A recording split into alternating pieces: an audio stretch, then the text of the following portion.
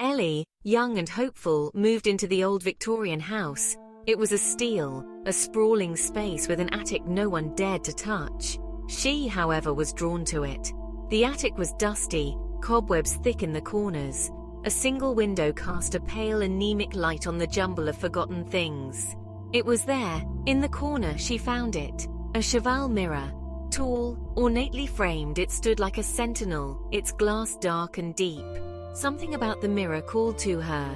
It wasn't its beauty, but something else. A pull, a whisper in the back of her mind. The wood was smooth, cool under her touch. She ran a finger across it, tracing the intricate carvings. The reflection, however, was unsettling. It wasn't quite her.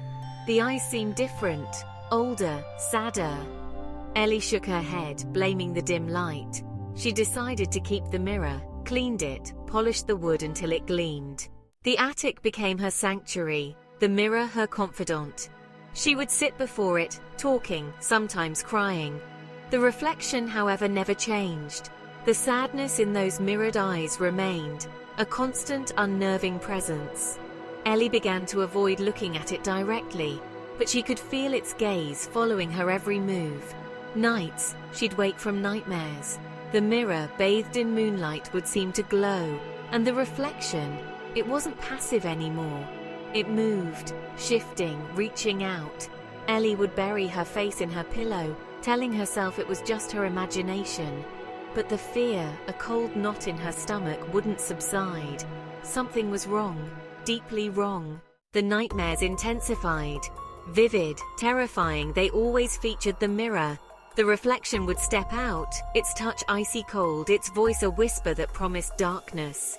Ellie woke up shaking, drenched in sweat. The mirror was just a mirror. It had to be.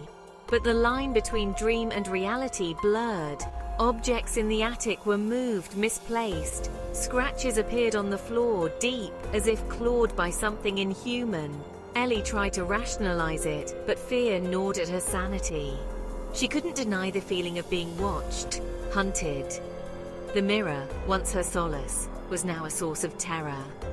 One night she woke up to a sound.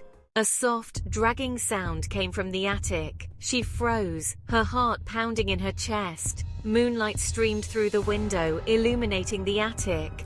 And the mirror, the reflection was gone. In its place, a gaping black void. Terror, raw and primal, seized her. She couldn't scream, couldn't move. From the blackness, a figure emerged. Tall, slender, it was her. But not. The eyes were cold, the lips curled in a cruel smile.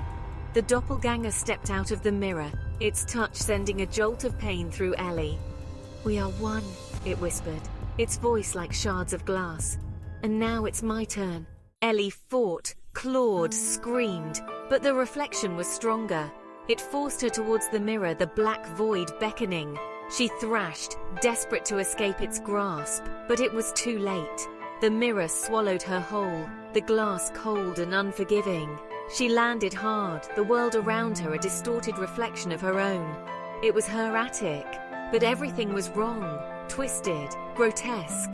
The air hung heavy, thick with the stench of decay. Panic seized her. She hammered against the mirror surface, but it was impenetrable.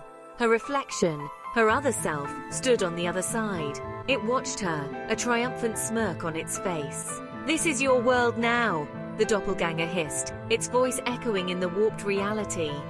"A prison of your own making." It turned away, leaving Ellie trapped, alone. She slid down the mirror, a whimper escaping her lips. This twisted reflection was her reality now, and there was no escape.